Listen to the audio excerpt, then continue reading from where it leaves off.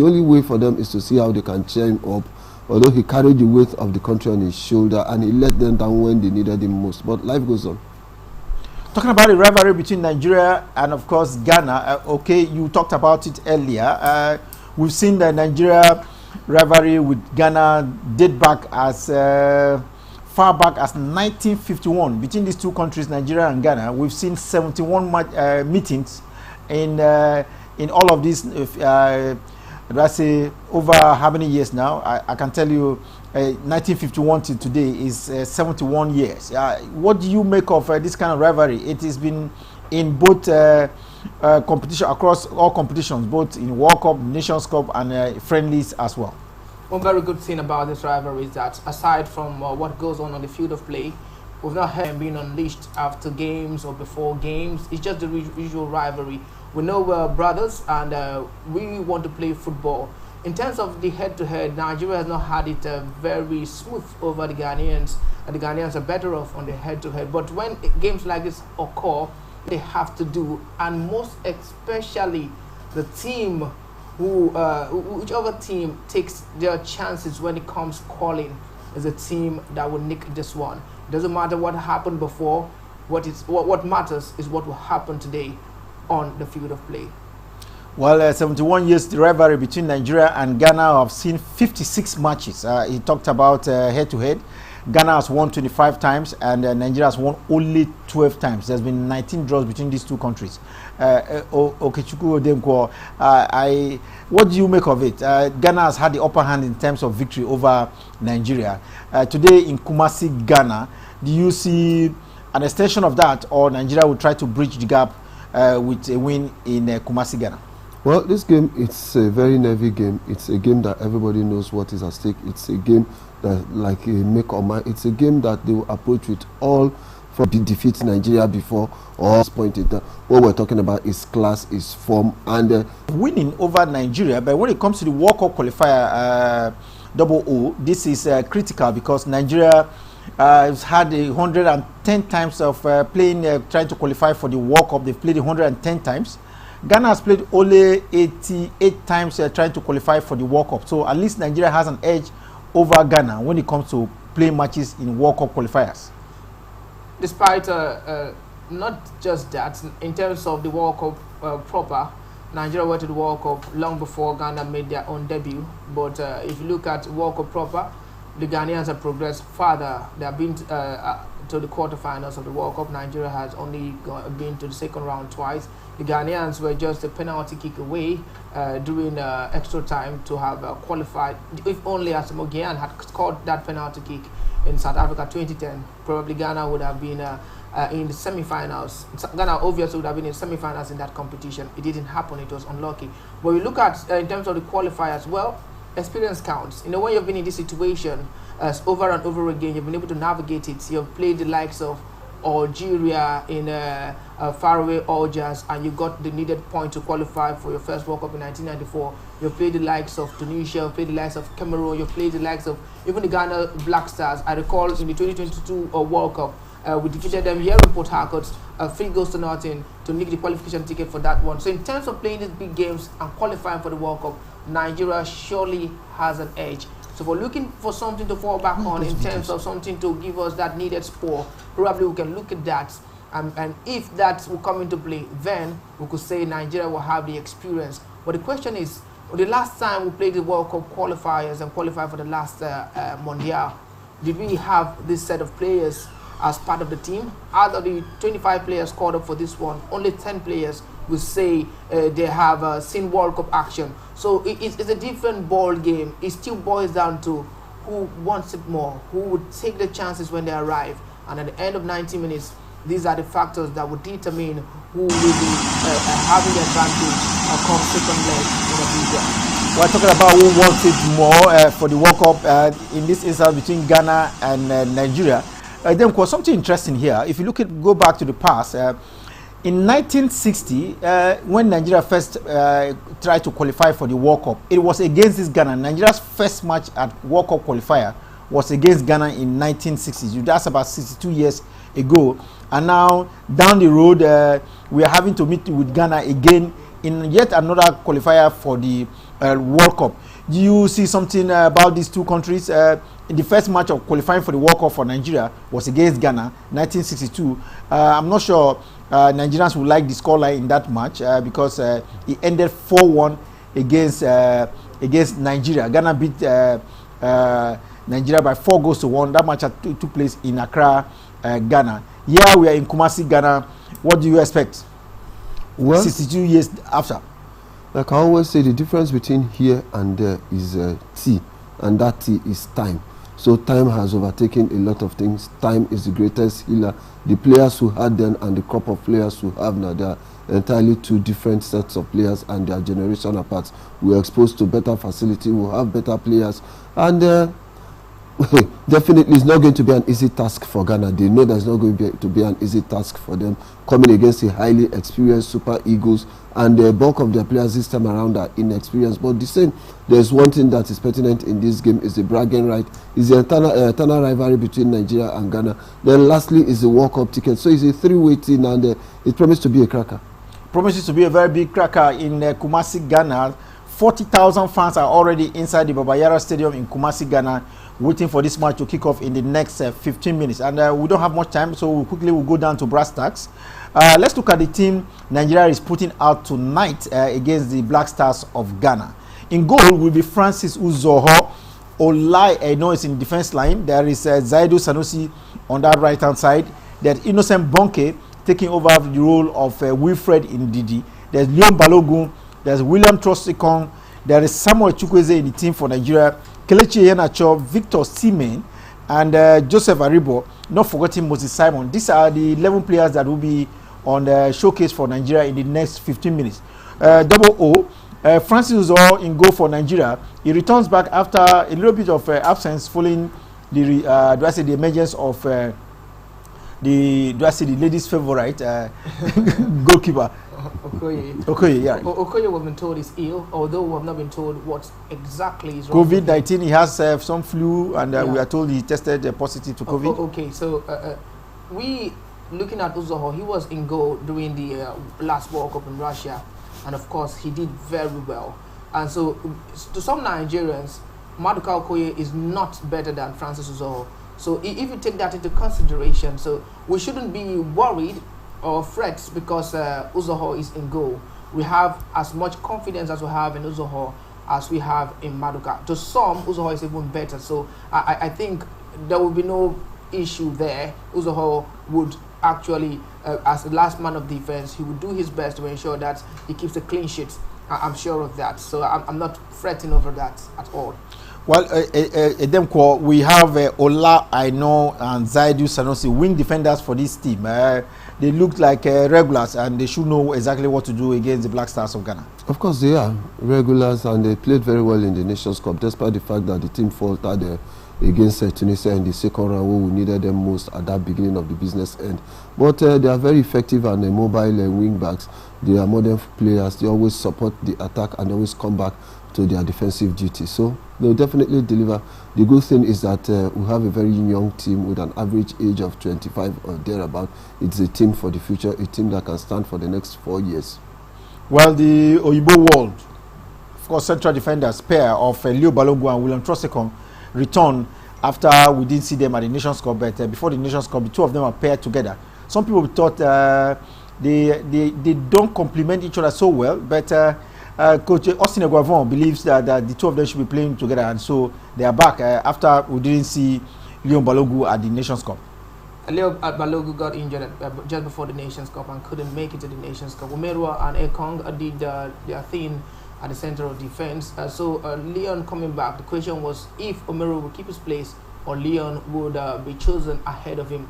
The coach have chosen Leon, and I believe probably Leon is a more versatile player than Umerua, and he plays at for Rangers, and he's doing well right now. Umerua plays in the lower division in Spain. Probably if you want to put that into consideration, especially because Leon has been seeing game time this period, and you want to look at present form, you might want to say, okay, Leon over Umerua. You want to look at the two of them play. When Umerua and Ekong plays, will you say they complement each other better than Leon and Ekong plays? That would be something for a debate. But for me, I think the Igbo World have played longer together in the Super Eagles than Omeru and Ekong or Omeru and Leon Balogun. So I always expected we were going to go back and pick these two lads. So there's no surprises there for me.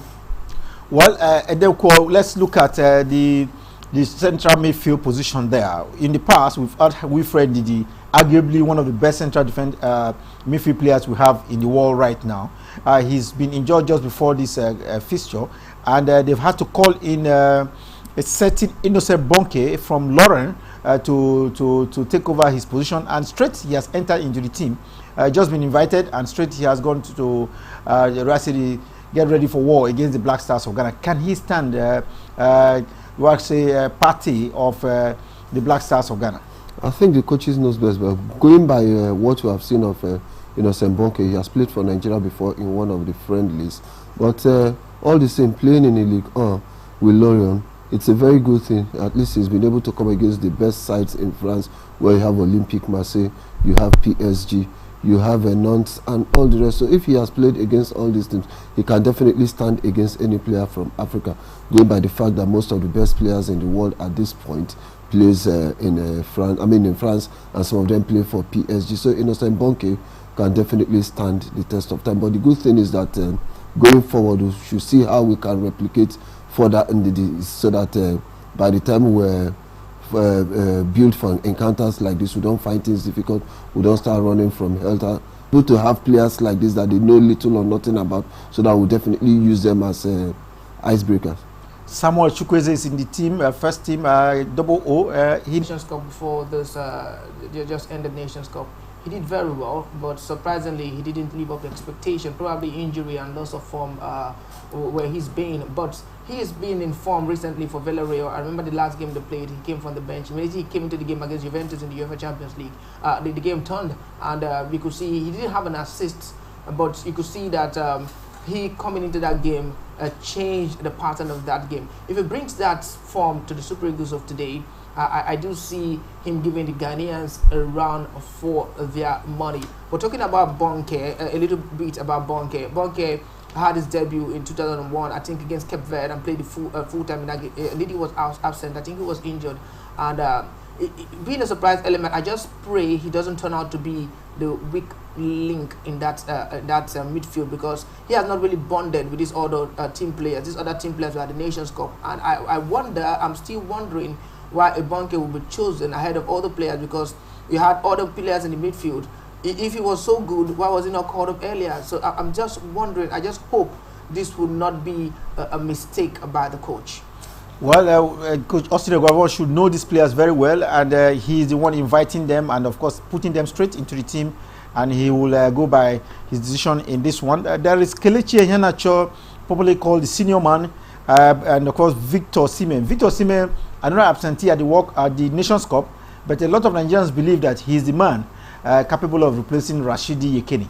Going for him, and he has scored about 9 goals for the Super Eagles. So if you look at it technically, he's someone who is a player for the future. He's doing very well, but rating him as the next Yekini, we shouldn't do that, so that we don't put him under pressure.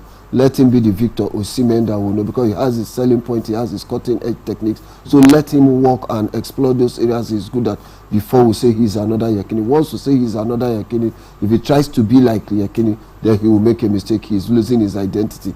Let him be the Victor Osimhen we know that did very well in the under 17 World Cup, scoring several goals in the championship, and nobody is yet to hit the way he did in the under 17 World Cup. So let Victor Osimhen be himself, play his game. This season he's doing very well for Napoli. He has scored 15 goals so far in all competition out of 20 in the league, and maybe 9 Europa Cup games where he has gotten a total of 15 goals. So Victor Osimhen is good for him, and in the Nations Cup qualifiers also, World Cup qualifiers, he is the highest goal scorer. So he has everything going for him. Let him just be himself, enjoy his game, and see how he will be the Victor Osimhen.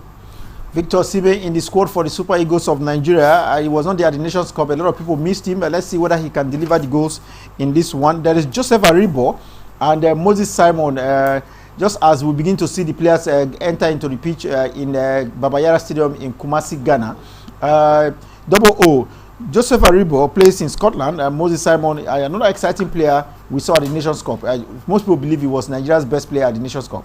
By man, he was a beautiful games and time he turned out, apart from the game against Tunisia where he failed to live up to expectations. So if the Ghanaians underrate him, it will be at their own peril. And Aribo has a way of turning out beautiful true passes. See, he is a soft playing midfielder, but doesn't mean he doesn't know what he's doing. He has a beautiful left foot and he can come up with some beautiful assists. And if you allow him, he can come up with that a beautiful goal once in a while, like he does for his team in Scotland. So the combo of Aribo in midfield and Simon looking for the runs and the openings to break the Ghanaian defense will be one that we should watch out for. Not forgetting senior man Kels that makes up that trio in the attack, especially when you want to look at that left side of the attack. Kelechi, I feel, will be given the license to roam behind Osimhen and get those. Talking about Kelechi, is just on our screen now, and we expect him to come up with that. Maybe one of that thunderbolt he came up with in the Nations Cup in this game. Kelechi, a senior man in the squad for the Super Eagles of Nigeria. And before the Moroccan referee will signal the match to get underway, because any moment from now, the two teams they're already on the pitch, and the referees from Morocco should be able to get the match underway. Let's quickly look at the first 11, the starting lineup for the Black Stars of Ghana, and it's looking very interesting here. We have goalkeeper Joseph Wilcock from Swindon Town in England is in the goal post for Ghana. There is for the attack line we have Jordan Ayew. We talked about him here earlier. That he's having a COVID, but he's been cleared of COVID. Jordan Ayew is back to the squad and straight away into the team. There is Felix Aferan from AS Roma. There is Ishaku Abdul from Sporting in England, in Portugal. There's Mohamed Kudus from Ajax. Thomas Partey is in that midfield position for Ghana. There's Idrissa Baba from Real Mallorca in Spain. There is Gideon Mensah from Bordeaux in France in that squad. Alexander Djiko from Strasbourg. Then Daniel Amante from Leicester City in England is there. Dennis Odoye from FC Bruges in Belgium is in defense line for the Black Stars of Ghana. I'll start with you, Edenko. Do you have any reservation about any of these players starting for the Black Stars of Ghana? Where I think I have the reservation is this young man from Roma who is making his debut for the senior national team. But otherwise, you see this Ghanaian team, they have an exciting bunch of players with a huge pedigree where they are coming from. Apart from that one, you see the way they are apart from Partey, Jordan Ayew, the rest are players for the future. So you see this Ghanaian team, they are very hungry. That Ghanaian spirit, that never say die, as a spirit of the Ghana national team will always rest upon it. But overall, I think experience really matters in this game. Well, we've seen the 40,000 spaces out there at the Baba Yara Stadium, all completely taken up. One would have expected that this will happen. Baba Yara Stadium, one stadium where it's point where you look as though they wouldn't get the Baba Yara Stadium. They did all they could. Probably, I don't know if they did that intentionally with the issue that happened with the other pitch they were supposed to play that game. Finally, they got this stadium, and I hear that just before the kickoff, the Eagles bus was being surrounded by fans. Fans were hitting on the buses, and there was a little bit of intimidation, what you would expect from big games like this. And I'm sure the Super Eagles are ready for this, and they're willing to go all out. Fans or no fans, just like what Leon Balogun said, shut out the fans, shut out the noise, just play football and forget about what's happening around you. Well, talking about the race to getting into Qatar in December 2022, World Cup for Africa, 5 teams will represent Africa over 2 legs, and we're having 10 teams already struggling for that 5 ticket. I will give you some results of the matches that have been played. At the same time, Nigeria is kicking off. We equally have Egypt taking off against Senegal. Nigeria, Ghana, then Egypt is taking on Senegal at the same time. Egypt have just scored against Senegal right now, and Egypt already 1 goal to the good against Senegal. Remember, Mohamed Salah said he would revenge, and just now an own goal from Cis has put Egypt ahead in that game against Senegal. Very early goal, I must say. Senegal is no goal, and Egypt 1 goal very early, and we are beginning to see this is the second own goal we have seen in this first leg of the qualifier here in Africa. These two teams were in Russia 2018. Doesn't mean because you're African champion you have a smooth sail. You have to qualify over 2 legs, and they are not starting well. Like own goal from Salou Cis has ensured that they're already chasing the game just as little as the 4th minute. It will be a long night for the Senegalese. At the end of the day, who wants it more, who takes their chances, will qualify for the World Cup. Nigeria eliminated Ghana from the 2002 World Cup. That was the last time these two teams met. That was in 2011. In the last 11 years, Nigeria has not met Ghana. Do you see revenge coming up for Ghana here in Baba Yara Stadium tonight? I don't see revenge. The Super Eagles look the hungrier of the two sides, and more highly experienced. They know what it takes to be at the World Cup. It's quite unfortunate they are just pitched against the Nigerian team. So the Black Stars, despite the fact that they are hungry, but Nigeria seems to be the hungrier, coming from the backdrop of our abysmal and dismal performance during the Nations Cup. World Cup qualifier between Nigeria and Ghana. It will be promising because the match has just gone underway. But we told you that there are another match going on simultaneously between Egypt and Senegal, and Egypt is in the lead. Mo Salah versus Sadio Mane.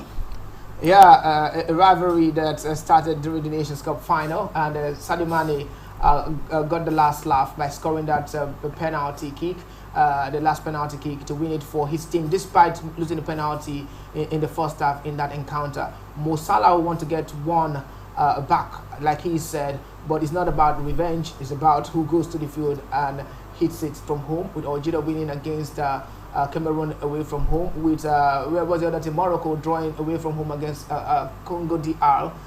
Egypt will not lose against Senegal at home. I think so, but it depends on what result the Senegalese take home that might actually result to them qualifying or losing out of a chance to be at the World Cup. Egypt versus Senegal ongoing at the same time with Ghana versus Nigeria, and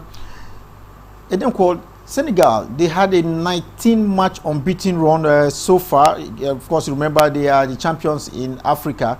Do you think that can be breached as early as the first minute of that match? We've seen them go down by 1-0. 19 games going. Will it be broken? 4th minute, right? Yeah. For one thing, I don't like about this chasing record is it seems it makes team lose focus once you're always chasing record. See how you can get good result. You see what happened to Algeria during the Nations Cup. They came with the backdrop from that backdrop of 35 unbeaten, but see the way they lost and see the way the records were shattered. So in the game of football, record doesn't really matter. What matters is your current form. What matters is what you put in place. Is what matters is the end of 90 minutes. So Senegal coming from the backdrop of 19-match unbeaten. Let's see how it pans out today, but definitely somebody has to go home at the end of 180 minutes. One team has to go home at the end of 180 minutes. The first 90 is in the offing as we speak, and we've told you that the Egyptians are ahead of Senegal. Too early in the day to call. In the match in Kumasi, Ghana, it is the Black Stars that are playing a goalless draw with the Super Eagles of Nigeria. Let's look at the bench. For the Super Eagles of Nigeria, there was plans to bring in a new coach. That was shelved aside, and Austin Egovan has retained his position. Do you think this is a good one, given that we've seen him with this team for about 3 months now? Yeah, and his pattern of play has not changed. He's still stuck with the same pattern he played during the Nations Cup, same attacking pattern, almost the same set of players, just a few changes here and there that we also expected due to the injury by Ndidi, the return of Leon, the return of Osimhen, and the illness to Maduka Okoye. So all the changes he had made are things we expected. Otherwise, he has stuck with the team he had played the 3 games with at the Nations Cup. So it worked for him, his pattern worked for him, and he's still sticking to it. We hope and pray that what happened against the Tunisians, where it was as though he was outsmarted by the Tunisian coach, does not repeat itself against Ghana. Well, let's hope that what happened at the Nations Cup do not repeat itself, and Austin Egovan will at least get all the 2 of the both legs in this encounter. And then we have a new coach for the Black Stars of Ghana. They had a terrible Nations Cup, and they quickly changed their coach. There's Ado as the head coach. There is Houghton, of course, coming in from I think Newcastle. He was a former coach of Newcastle in the Premiership in England as the technical advisor of the team. Do you think it's good for the Black Stars? For me, Chris Houghton is the most sacked coach in the history of Premiership. He has lost his job on him to coach the Ghanaian national team. Maybe I can give you one of the indices is the fact that he has a parentage in Ghana. Well, at this point, what we should be looking at is not color, is not creed. What we should be looking at is your capacity, your ability to deliver, and the pedigree, the things you have done in the past. For me, Chris Houghton is not the man to take Ghana to the promised land. They should even be stuck with Otto Addo, who has had a very wonderful season with, coaching with Mönchengladbach and Borussia Dortmund. So, but for me, I don't see Chris Houghton taking Ghana to the El Dorado. It's quite unfortunate that Ghana faltered with Rivalry, but in all, let's see how it goes. Let's see how it goes in the match between Nigeria and Ghana. Of course, Ghana and Nigeria, and of course, we have what a lot of people have called the jollof cracker, double O. This has been compared to jollof rice from the both countries. Which one is sweeter? Which one will be sweeter tonight? I'm a Nigerian, and of course, I always root for the Nigerian jollof. I always root for the Nigerian Super Eagles. I got from the Ghanaians. When the game settle, we will see who would come up in their ascendancy. Well, away from these two fixtures which our eyes are on at this point in time, let's look at one of the matches that have been decided so far tonight, and is the match between Cameroon and Algeria. That match took place at the Japoma Stadium in Douala. At the stage in that fixture, we had light problem. There was complete pause in the play because of light issue, and that resulted into an additional 11 minutes. Yes, a lot of people say this is Africa, but it happens everywhere in the world. So once in a while, the lights could go out when matches are played under floodlights. Well, for me, I think it's a human error. These are things that they should have taken care of, or they would have had alternative arrangements so that as soon as this one goes off, you switch to your plan B. It's quite unfortunate. Although in Senegal climes, things like this happen. But going forward, let's see how they can put a stop to for future occurrences of things like this. Well, double O is not only in Douala that we've had issues with power. We had some issues in Kumasi, Ghana. Earlier, we've seen situation where broadcasters had difficulties over power cord. They could not really do their job because there was power cord in a part of the stadium in Babayara. It's a shame when things like this happen, despite the fact of say human error could happen. It's embarrassing to the continent of Africa. But that being said, things like this do happen, and unfortunately it happened.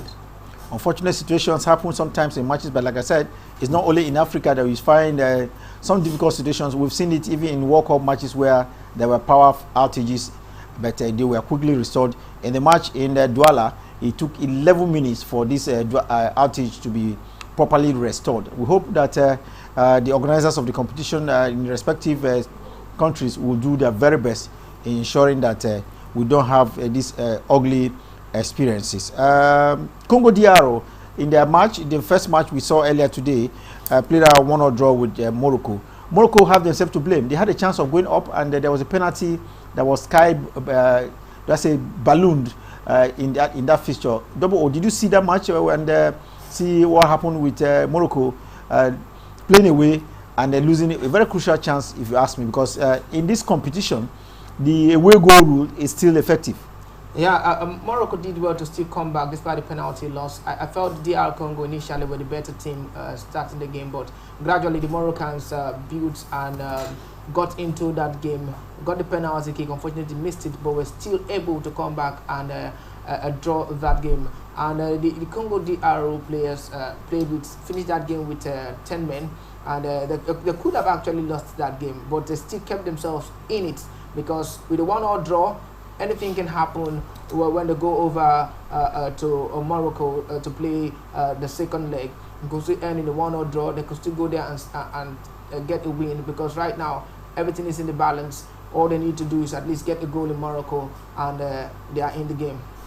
Well, the Congo DR seem to have one of the Tyrann coaches we find in Planet A right now. Hector Cooper, I remember him. He's been around a couple of countries and a lot of club sides as well. He's the man charged to tinker with the Congo DR. If you remember, the Congo DR has never been to the World Cup in as many as 48 years. They were in the World Cup in I think 48 years ago. 1974. 1974. They lost scandalously. A lot of people thought that that is how football is being played in Africa. They lost by 8-0 to Yugoslavia. But we saw them earlier on this evening. They seem to be very compact. But for some kind of carelessness, they should have taken the more established and organized Morocco out of the 90 minutes fixture tonight. I think their greatest undoing in that encounter was the red card. The Moroccans explored the numerical advantage they had over them, and it really worked out for them. But good thing about Congo Democratic is that they have a very wonderful coach in the person of Hector Cooper. He has a very rich pedigree, having coached Inter Milan, coached Egyptian, one of the Egyptian giants. So coming back to Congo Democratic, he's bringing something. Nations Cup. A lot of people thought they were going to be much rusty. Morocco, of course, was at the Nations Cup. They got to some crucial stage. In fact, they were the team with the maximum win, same as Nigeria in the group stage of the competition. Do you think there was some element of much rustiness on the part of the Congo DR boys?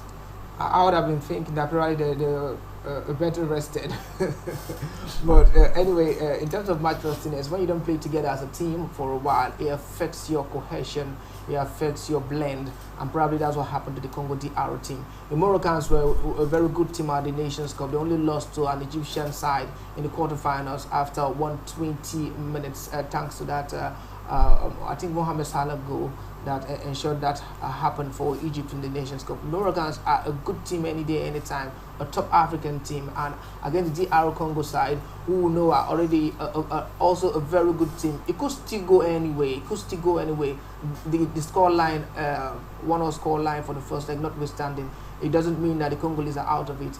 If the Moroccans think for a second that they have the advantage, they have their way go, and so they should just rest and probably sit back and play out a goalless draw, what will come at them, they would not expect it. 8 years. Well, for the 8 years away from the World Cup, we've seen Morocco in the World Cup as many times as I think they've been there about 3 or 4 times at the World Cup. And then all of this period, there was no Congo DR. They are trying to go there. Let's talk about Congo DR. There are certain star players for Morocco that were not on the lineup. We know of Hakim Ziyech and of course Marui. These are 2 players that have had issues with the head coach from Bosnia.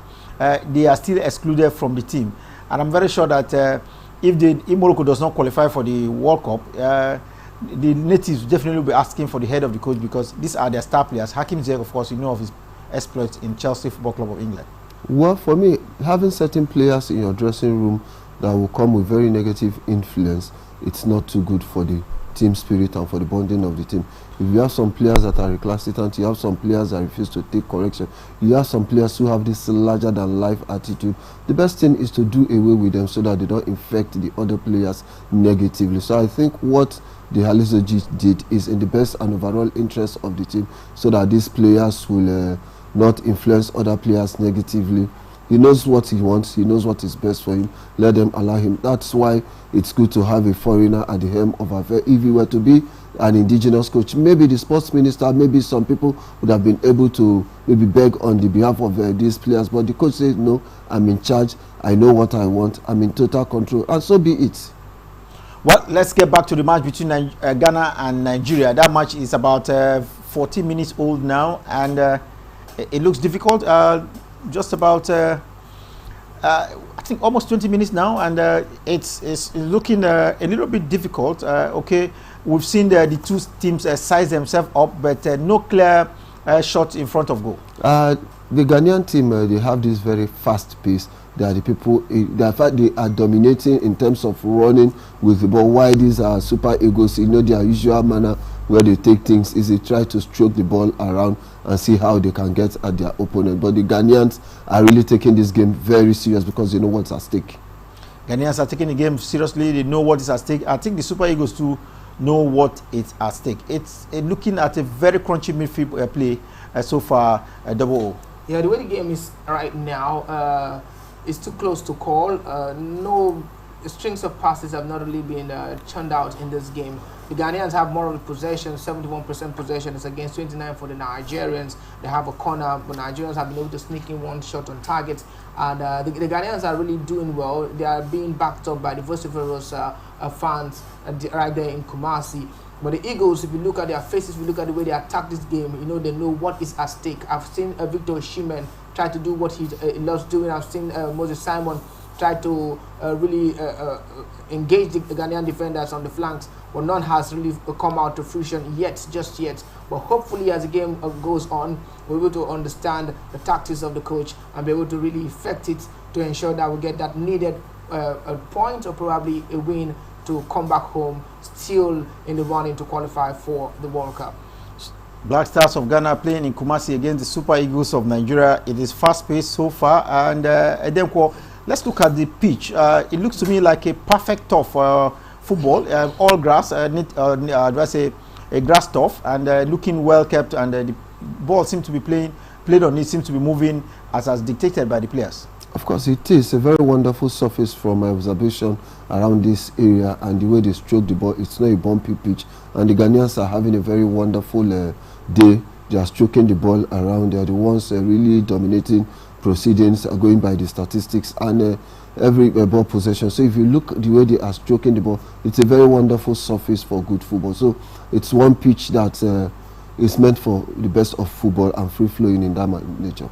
Free-flowing encounter between the Black Stars of Ghana and the Super Eagles of Nigeria. There's no clear-cut double O. I still believe you can't see any. You go on the left-hand side, it's all full. You go on the right-hand side, there's no space on the both sides. It looks like they have to change, because it looks like they want to pass through the wings, but it is not working out, at least in this first 22 minutes. Yeah, it's not working right now, but give it time, give it patience. It will work, because everybody, no player wants to be like Sissoko of Mali, to be the player that will make that huge mistake that will cost your team there. So everybody's trying to be careful. So it is not working now, but eventually it will work when they calm down. And the way it is now, everybody seems like they're being careful. Instead of trying to string passes together, especially when you're in your own half, you choose to put it out, especially what the Nigerians have been doing a few times. But all the same, the Ghanaians have not really pressed. Apart from the corner they had, they've not really pressed. Jordan have tried his hands on a free kick here and there, and it's not really working for him. But the guy in the midfield that I am worried about is Partey. If Partey is allowed to dictate the pace in that midfield, it will really affect the play of the Nigerian team. Thomas Partey of Arsenal, clearly one of the best midfielders you can find in the Premiership in England, shouldn't be allowed to dictate the pace, because he could spray those passes that can split the defense line. And I think that's what Double O is saying here, that if you allow him, he will come forward and he can get goals as well. He was the player of the month of February in the Premiership in England.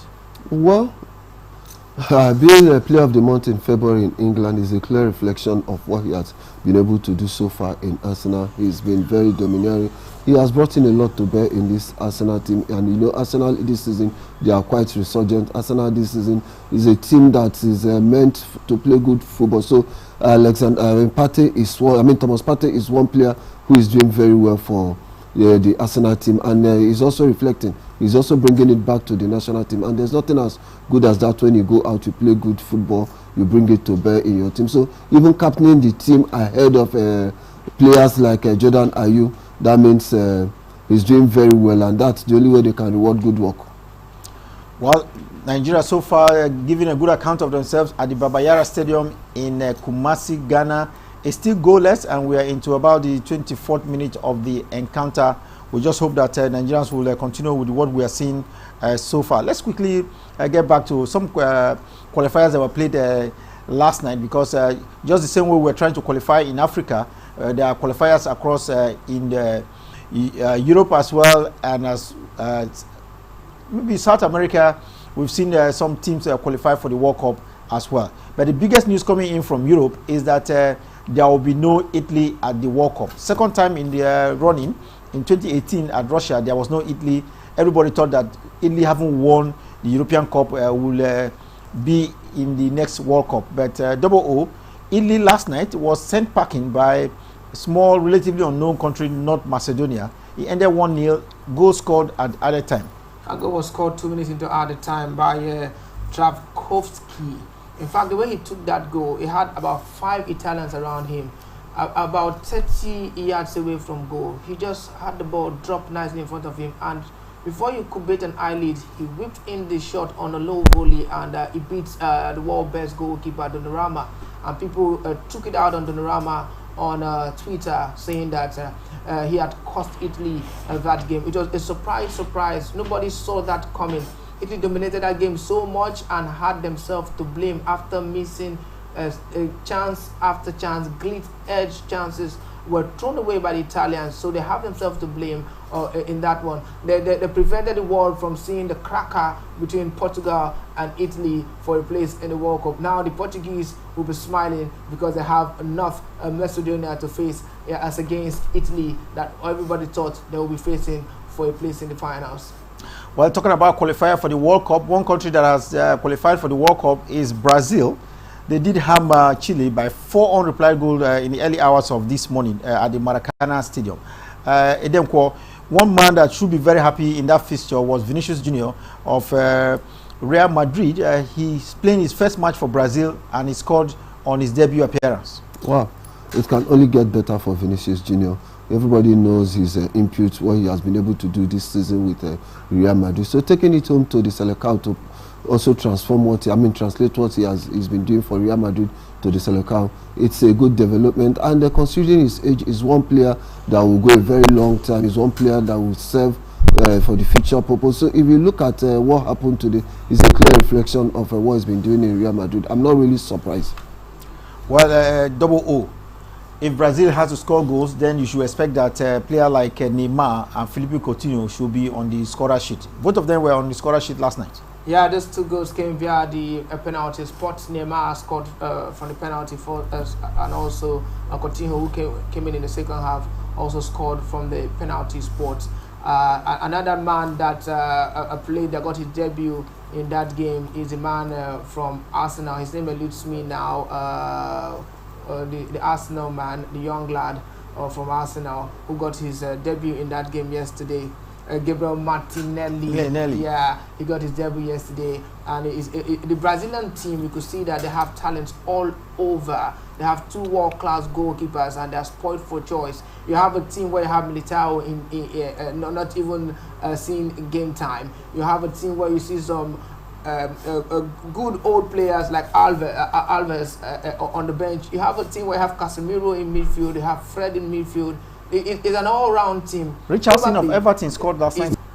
One of the oldest players, oldest in terms of caps. He has won over 100 caps for the Senegal, and of course you see this Brazilian team and you'll be thinking that maybe Qatar might just be another time for them to get their hands on gold. Remember, the last time Brazil won this World Cup was in 2002, and since then it has been an all-European affair. Probably the South Americans will be looking at this World Cup, especially the Brazilians and Argentines, to say, oh, this might be a World Cup, but we'll come back to win gold again. Uruguay, one of the traditional world powers in football. If you know the history of the World Cup, Uruguay was very prominent when the World Cup did start in the 1930. They qualified by 1-0 victory over Peru early hours of this morning. Yeah, that game in Montevideo, everybody knows high altitude in Montevideo and the kind of vociferous crowd that's always fueled in that stadium. So Uruguay, their household name when it comes to South American qualifiers. They've always been in the World Cup, except maybe on one or few occasions. So the Uruguayan national team, for them to have defeated Peru, it's a good thing. They play good football. Double O. Something interesting. We know that Ecuador lost that match. Their match they played in the early hours of this morning by 3-1 to Paraguay. They lost, yet they had help from Brazil, and so they have qualified alongside Uruguay in that group. Yeah, in the South American pattern, they have 10 teams playing for qualification. The first 4 teams go through, the 5th team go and do a playoff. So for Brazil, Argentina, Ecuador, and Uruguay are all through to the finals. They cannot be caught by any other team. So these ones are certain. Peru, if they maintain their place on the 5th spot, or Colombia, having 1 game to play, These two teams are the big wigs in South America, and they have done the business. Ecuador and Uruguay and Peru and Colombia and Chile, these ones always alternate amongst themselves. It's Ecuador's turn this time to go to the World Cup, luckily for them. Peru, Chile, Colombia, and of course Bolivia are fighting for that one spot left from the South American zone to go to Qatar in December 2022. We hope that we'll have some very exciting South American teams. Brazil already there, and I'm very sure that a lot of people follow that one so well. Time for us to take a break, but before we go on that break, remember that at Kumasi, Ghana, it is still goalless between the Black Stars and the Super Eagles of Nigeria. And then in Cairo, Egypt, it is the Egyptians leading their counterparts from Senegal by 1-0. That own goal came as early as the 4th minute of the encounter. We'll take a short break. When we return from the break, we'll see whether Austin Eguavon has gotten his first goal for the Super Eagles of Nigeria in this World Cup qualifier.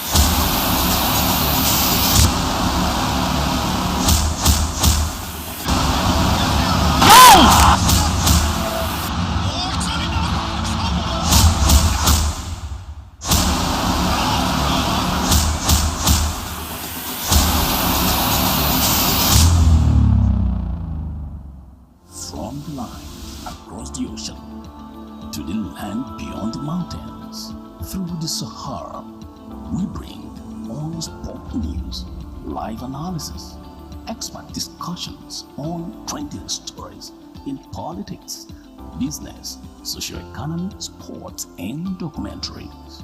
So catch all the updates on the happenings around the globe. Stay focused on the fact today. Only on ATN.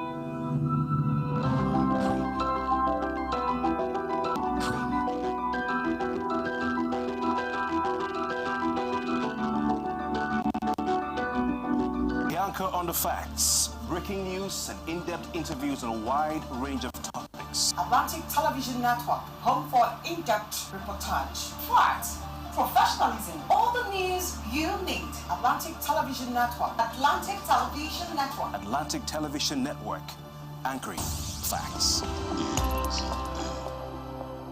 The making of Wish 99.5 FM and Atlantic Television Network.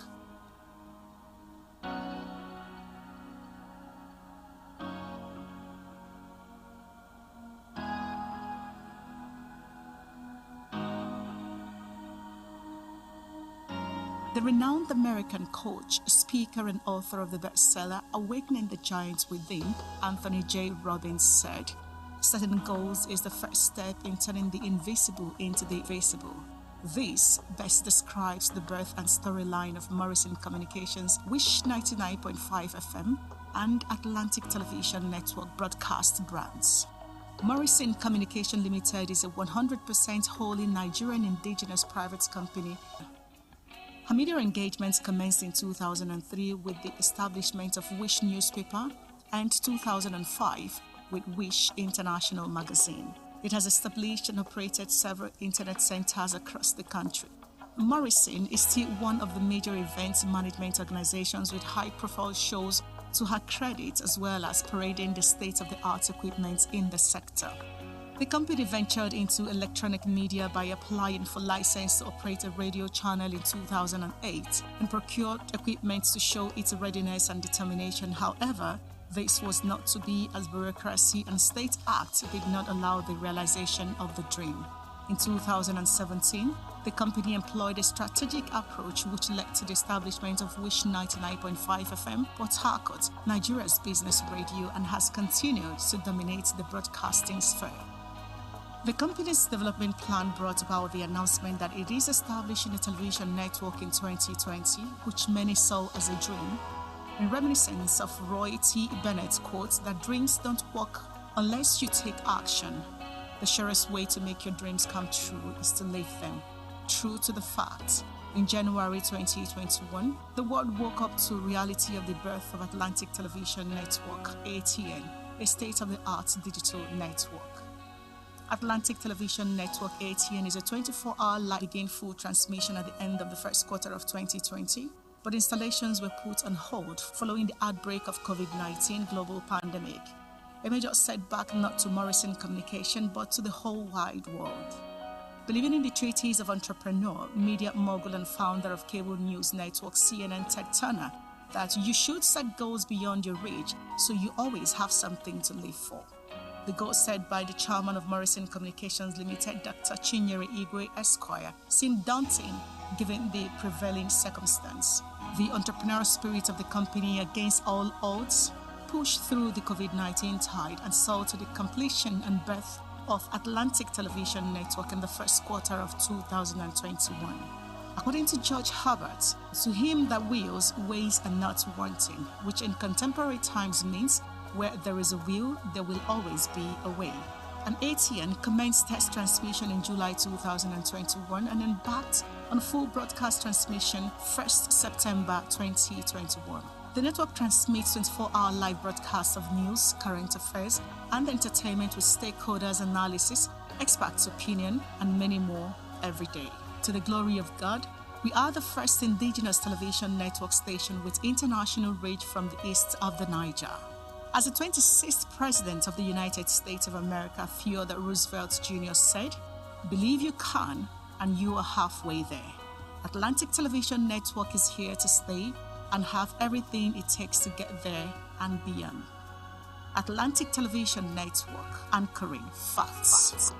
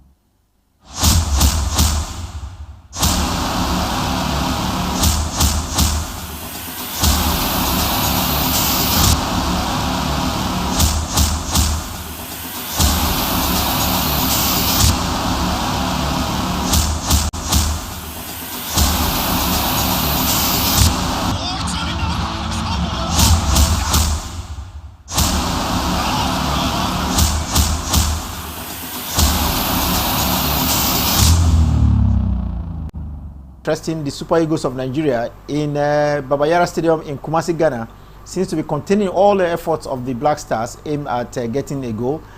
So far, we've seen some kind of free-flowing football, but there have been no clear-cut chance. We've seen the Black Stars with a pinpoint shot, but Francis Uzoho, double O, seem to have the answers to that shot from outside of the 18-meter box. In this game, that has been the only shot on target that came to Ghana with that beautiful left-footed shot from the Ghanaian attacker there. And Uzoho lived up to expectation. We've seen Osimhen suffer 1 or 2 injury scare. He's been the main man the Ghanaians are after. They are really doubling him in on him, and of course as Moses Simon. Well, my problem, like I said earlier before we started, before this game kicked off, was that midfield. The young lad having trust with Innocent Bonke. Yeah, Innocent Bonke, having to drop, making Aribo drop a little bit deeper. To help him in that midfield place to ensure that a pivot position is not porous. But Osimhen has been the man for the Super Eagles. He's showing us why we really missed him. He also has a shot on target. I didn't recount that. He has shown us why we missed him at the Nations Cup. He's been everywhere on the pitch, despite the fact that he's wearing a mask. He's not even looking at it. He goes into Super Eagles players would have to emulate and imitate in this game if Nigeria should come out from this game with at least a point. The Black Stars of Ghana, we saw them at the Nations Cup, wearing as urgent, in their play, like we've seen so far at the Baba Yara Stadium. What do you think will be responsible for this one? They are fighting for every inch on the pitch. Well, there's this local problem in my place that you don't tell a deaf and dumb that market is about to close. Once a deaf and dumb sees people parking, that deaf and dumb knows that basically it's a time up. So they know what's at stake for them, that anything short of a victory in these over 2 legs, they won't go to the World Cup. It won't be good for their national pride. And for the players, they not playing at the Mondial, which comes up every 4 years, is not a good thing. So that's the driving force. That's what's driving the team. But it's quite unfortunate that they are pitched against a very strong opponent like the Super Eagles, very experienced side when it comes to World Cup and World Cup qualifiers. Well, one man that was very prominent in the fixtures, 4 matches we played at the African Nations Cup was Moses Simon. We have not seen his speed in this match. Do you think the Black Stars of Ghana know him so well, and that's why he's not been given the space to run at the Ghanaian goal?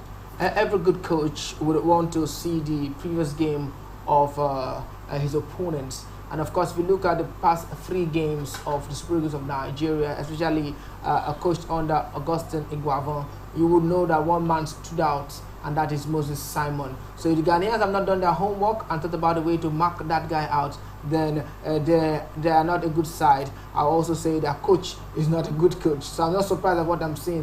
What I expect from Simon is not to hug the ball too much. He can lead the Ghanaians away and lay a pass for his mate. He mustn't go to the flanks to try and pull out the ball, try and dribble through. They know that is what he would do. So he should surprise them, drop the ball with a quick 1-2 and move and create more space for yourself, because all eyes will be on you. So as they come to you, you knock them off with a quick pass, you throw open and look for the return pass. With Osimhen covering every blade of grass on the pitch, he will always be available for you. Aribo not doing very bad too. Iheanacho not doing bad. Chukwueze flattering to deceive. But the Super Eagles, I think, also know what's at stake in this game, and who are no pushovers in this game. It will boil down to the team who would take the chance when it arises. Who takes the chance when it does arise? Will it be the Super Eagles of Nigeria, or it will be the Black Stars of Ghana? And then, last time we saw Ghana at the last World Cup, they were not there. You think they are more hungry? They want to go to the World Cup because they were not there in 2018? Of course, they weren't there in 2018, so everybody knows what they did in 2010.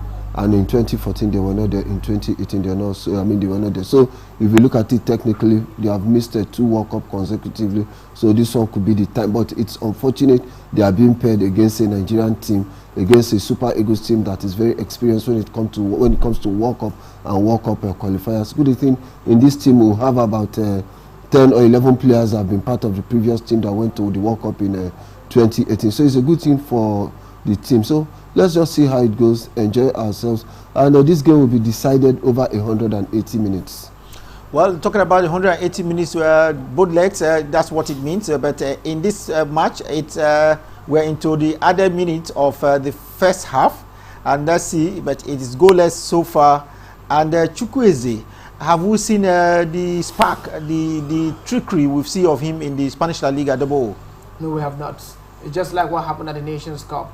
He's been trying, but like I said earlier, he's flattering to deceive. He's not living up to expectation. He's not getting those nasty runs through. He will get past the player, but by the time he attempts to get past the next player, the ball will nicked off him, and that's what I've been seeing over and over and over playing through in this game. But I don't know if it was one that was able to sneak in that pass for Aribo, that Aribo missed around the 39th minute, blazing over with his right foot. It was his weak foot, so he couldn't get it. I can't really say. I had to see. I will have to look for replays to know who nicked that pass for Aribo. If not, Chukwueze have not really come out blazing in this one. It's already halftime in the match between Egypt and Senegal, and Egypt so far leads Senegal by 1-0. It is still goalless between Ghana and Nigeria.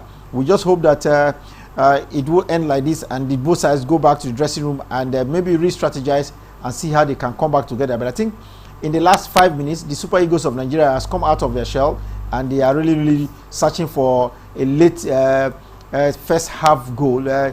Then can they have that late first half goal they are looking for? Yeah, the last 5 minutes I've seen them asking too many questions, but they're yet to get answers. And let's see if it's according to their game plan. See how they can soak up pressures. Then once in a while, they see how they open up play and get that surprise. But overall, the last 5 minutes has been quite impressive for the Super Eagles. If they keep up the tempo like this, the Ghanaians will know that we are no pushovers. They will know that we cannot be taken, although they know that we cannot be taken for granted. So let's just see how it goes the next 45 minutes. But so far so good. The last 5 minutes they've been quite impressive. Halftime in the match between Nigeria and Ghana. Ghana is going back to their dressing room, same as the Super Eagles of Nigeria at the Kumasi Stadium to ensure that they re-strategize, because no goal has been scored within the first 45 minutes of this fixture. It looks the fans so far have conducted themselves so well. Double-O. A lot of people had reservations about taking this match from the Cape Coast to Kumasi, but the fans so far have shown that yes, they are just supporting their team, and that is what you expect, especially in a crucial World Cup cracker as this. They know the game is not a pushover. Nigeria playing Ghana any day, any stage, be it under 17, be it the female national teams, be it under 20, be it the Olympic team under 23 or the senior team. It's never an easy one for these two teams when they come against each other. So the fans also have their hearts in the mouth, and you see some of them standing akimbo thinking, can we please get a goal against this Super Eagles team? And they're not seeing where the goal will come from. And you see, all they will have to do is sit down and expect and hope that their coach will make the needed change to ensure that they win this one. It's not going to be that easy for them, and of course they understand that it's not an easy game, so they will have to respect themselves. So far so good, everything has been under control. No serious bad fouls, no dubious calls. The match is being played on the field of play, and it's not being played on the stand, so the fans will have to melembe, like someone would say. Melembe. That's quite an interesting one. Nigeria up against the Black Stars in Kumasi, Ghana. The last time we saw these two teams play at the World Cup was 21 years ago. Incidentally, I was at the stadium, at the Liberation Stadium in Port Harcourt, Nigeria, when these two sides met. That was last time they met at the World Cup. And at the Liberation Stadium, World Cup qualifier. World Cup qualifier, yes. It was Nigeria 3 and Ghana no goal. It was a rainy day at the Liberation Stadium. I still remember it very well, but I think a lot of people enjoyed it. We saw goals in that match coming from Tijani Babangida and of course Victor Agali scoring in that game. It ended 3-0. We wish we can have such memory back. Talking about that encounter, I was there at that Liberation Stadium that day when the game ended 3-0. But something unique happened in that game. Ghana completed that game with 10 men, and one of the top break. When we could return back from the break, we look at the rivalry between Nigeria and Ghana. 8 matches have been played between these two teams at the World Cup qualifier level. We'll see who has gotten an edge. Is it Nigeria or Ghana? When we return from the break, we'll let you know ahead of this. That's very crucial for the fight.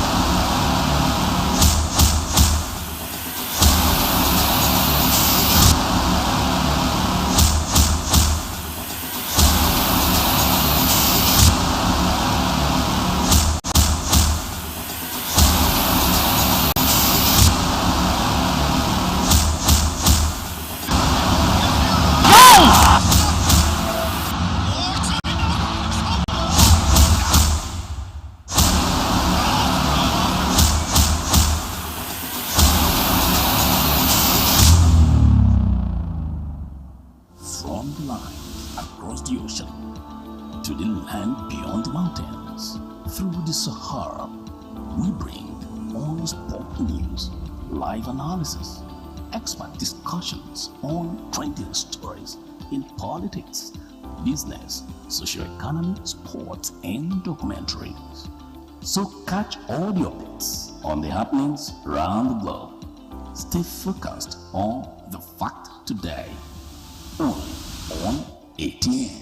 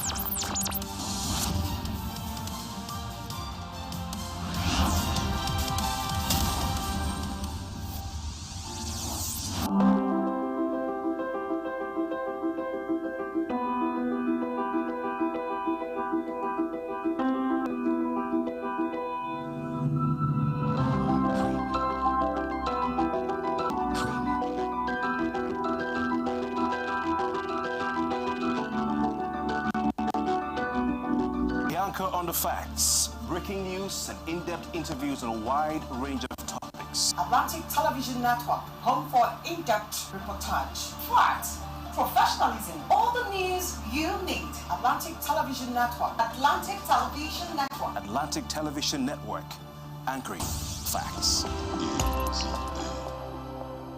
The making of Wish 99.5 FM and Atlantic Television Network.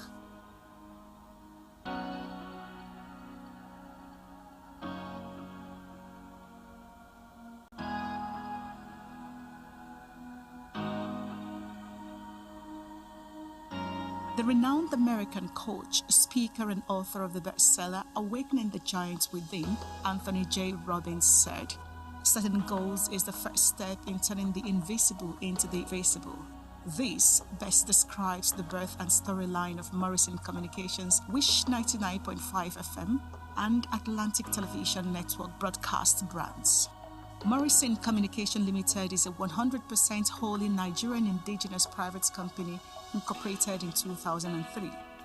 The company has a three-pronged line of business: ICT, events, and media.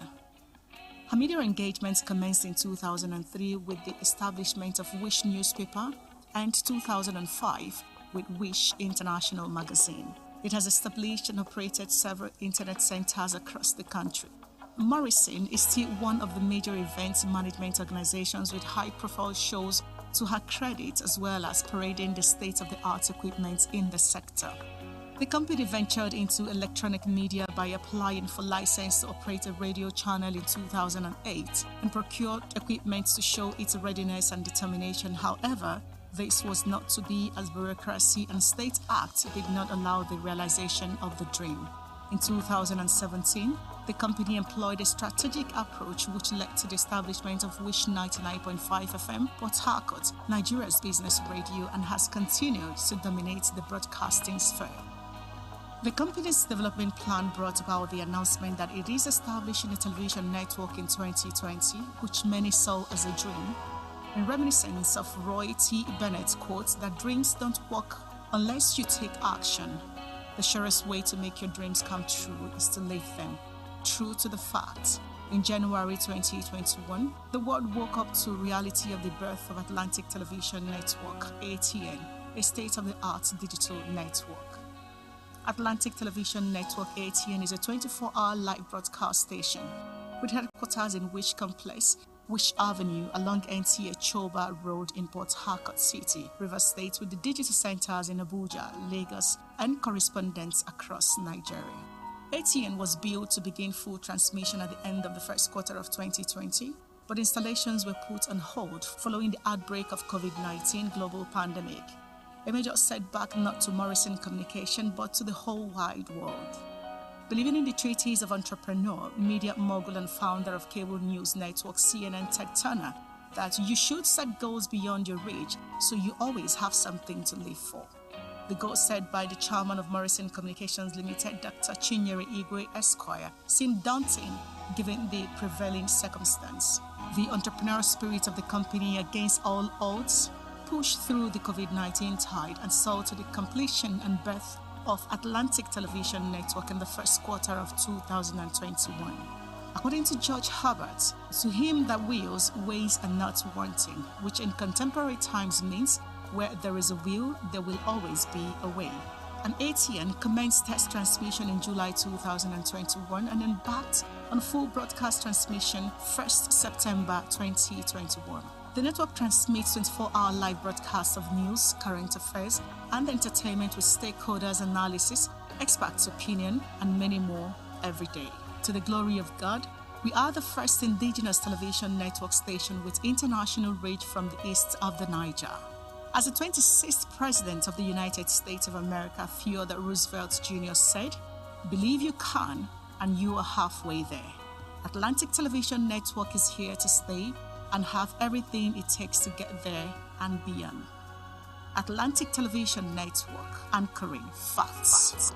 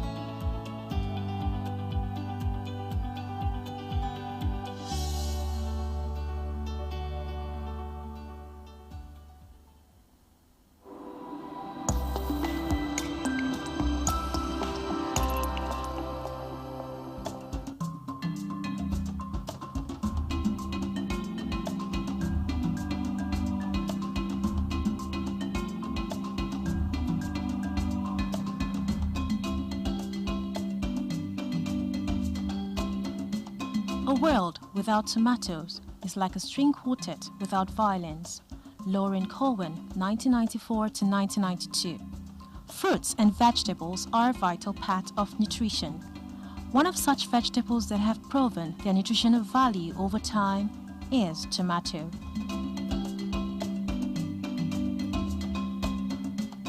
Tomato is a vegetable commodity it is consumed worldwide today. The edible berry part of the plant, Solarium lycopene, it is actually a fruit, are good antioxidants. The antioxidant lycopene has been linked to many health benefits, such as purifying the blood, nourishing the skin, lowering cholesterol, and reducing. Vegetable contains vitamin A, B, C, E, and K. Other components are potassium, folate, carbohydrates, fiber, and 95% water. Tomatoes are grown all times in the year with the help of greenhouse. However, they grow faster in temperate areas and take about 5 to 10 days to germinate.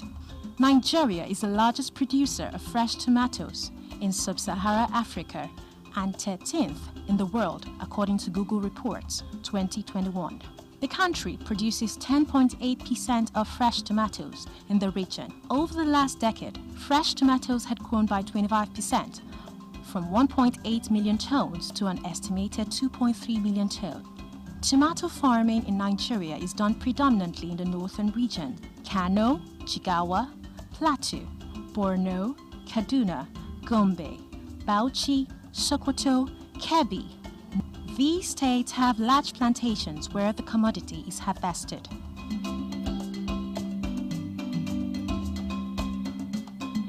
Bead sleek tomatoes are the common variety grown in the country.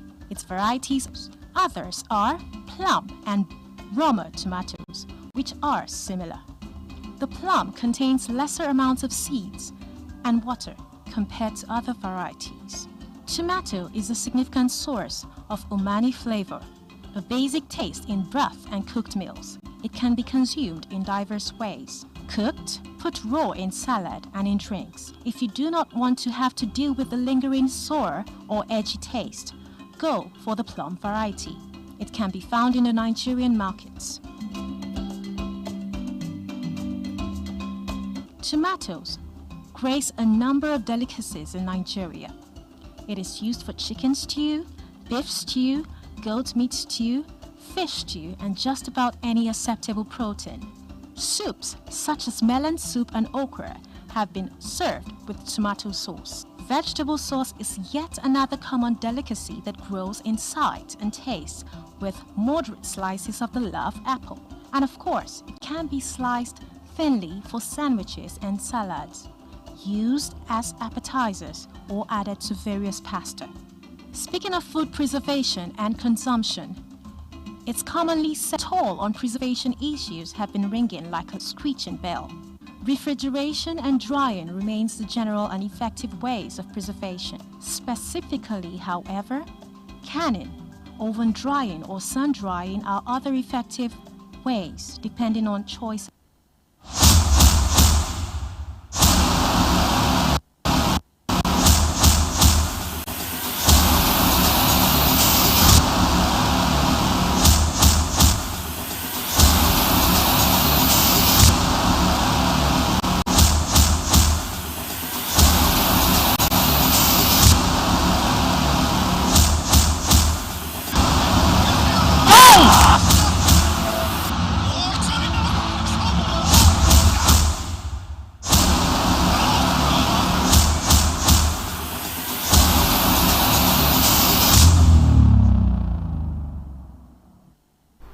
Welcome back. It's getting very tense. We are now into the second half of the match between the Black Stars of Ghana and the Super Eagles of Nigeria. And I can tell you it is still goalless. We are just about 4 minutes or so into the resumption. Talking about goalless match between Nigeria and Ghana. I told you earlier that Ghana and Nigeria played 8 World Cup qualifiers. And incidentally, 2 of those World Cup qualifiers have ended goalless.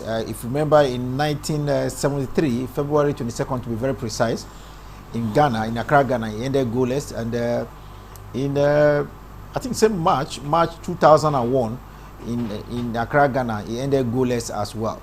These are the only 2 situations where we've seen a goalless draw between these 2 teams. Double O, another goalless draw in the offing?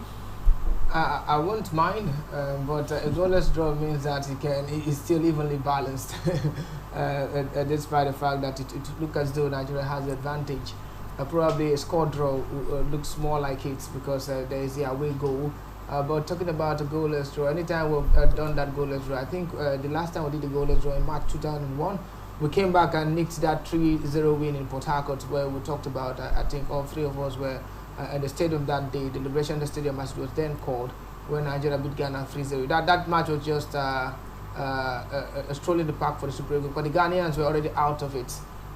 Liberia were the other team that looked like they will get close to the Eagles, but after losing at home to the Ghanaians, Nigeria only needed a win against Ghana to qualify. The Ghanaians were not in it, and Nigeria easily won that one. So if that would be the result again after playing goalless, maybe I would pray for a goalless draw in this game. Then go goalless draw. We've seen so far in this fixture, we've seen scores in the other three games. In the match between Congo DR and Morocco, it ended 1-1. In the match between Cameroon and Algeria, the home side lost by 1-0. Algeria winning by 1-0. Then Mali, Tunisia, the home side as well lost. Tunisia winning by 1-0. This is another fixture. So far, the encounter between Egypt and Senegal, the home side is winning by 1-0. What do you expect of this one? We still have about 40 minutes or thereabout to play, but so far it is goalless. And as usual, the Black Stars of Ghana are doing everything to see whether they can get the first goal. Yes, going by the way they are playing, they are doing everything humanly possible to make sure they get that needed goal that will change the complexion of the game. But it's not coming for them. So if goalless will solve the problem for us in this 90 minutes, there's nothing as bad as it. But if this game ends up goalless, it will make the next 90 minutes very nervy, very cagey, and they will come out smoking, knowing very well that if they get that first away goal, they draw the first blood, a lot of things will change, and that it will also make our players be under pressure when the second leg comes. But let's just see how this one pans out. Let's take the game one game at a time. Approach it, play it with an amount of seriousness, play it as if this is the last game that we're supposed to play before the World Cup proper. Then see how it goes before we talk about the return leg in Abuja for this time. Going down the memory lane, 00, you talked about the match you played at the Liberation Stadium where the Black Stars were beating Black and Blue 3-0 in Port Harcourt, Nigeria. Something that just came to my mind. I remember very well that, like you mentioned, Nigeria just needed to win the match. Ghana had no chance of going anywhere. And after losing by 3 unreplied goals, I remember, being in government house where these players were properly treated, and they went home with some very handsome package from the River State government led by Peter Odili then. They had match bonuses they've never had in the course of the World Cup qualifiers. So it looks like. In fact, they were like, we should come back again to play in Nigeria. Yeah, they are playing Nigeria. I'm not sure there will be any bonus for them in this fixture. Another match is played in Port Harcourt, the capital of Rivers State, south of Nigeria. And of course, in that particular game, then we had the then president, Olusegun Obasanjo, in the stadium. We also had the then governor of Rivers State, Sir Dr. Peter Odili, who we referred then as Mr. Donatus, because of his come on. It was just showing the hospitality of the Rivers people. No, I'm not talking about that particular game. In the person of Odili, we knew he has a very free hand. A large heart. He has a large heart, so to say. Yes. So when that happened within the Ghanaians, they were surprised and they were shocked beyond words. You lose a game and you end appreciating them. You had a sumptuous dinner with players alike. It was quite a fun field. I must say. We return back to the rivalry between Ghana and Nigeria at the World Cup qualifier. I mentioned earlier that we've seen the 8 fixtures between these two countries, and we've talked about 2 goalless draws within them. And 00, there's been no clear-cut winner in these 8 fixtures. Nigeria has won twice, and Ghana has won twice. The other ones have ended in a draw situation. What do you make of this rivalry? It started since 1960. This is 62 years on the road. And when you talk about the World Cup is the biggest stage of football any player can think of. So when it has to do with the qualification, I think this is the first time, as fierce as it gets, there's not going to be any game that we will see for a World Cup wearing the green, wearing the white of Ghana. Know that you must have to win this one. No room for laxity, no room for mistakes, because you can be punished if you make a mistake. So they know what's at stake in this game, and that's why we see that this game is so evenly matched. And not to bother, the Ghanaians have seen more of the ball. The Eagles know what they're doing. They're beating their time. They don't want to make mistakes. But the Ghanaians are doing really well in the middle of the park. Well, the Super Eagles of Nigeria up against the Black Stars in the Kumasi, Ghana, where we know that it's a very fierce encounter between these two countries. But let's look at the other match going on in Cairo, Egypt, and it's between the Pharaohs of Egypt and the Teranga Lions. Teranga Lions of Senegal, the current champions of the African Cup of Nations. This is one match where a lot of people know that the rivalry between the two teammates will be on showcase. So far, there's been no difference between these two players, Sadio Mane and of course Mo Salah. Well, I think from every purpose, this is just a rekindling of the last AFCON finals, where you saw two of them, two great players of Liverpool, slugging it out in the Nations Cup finals.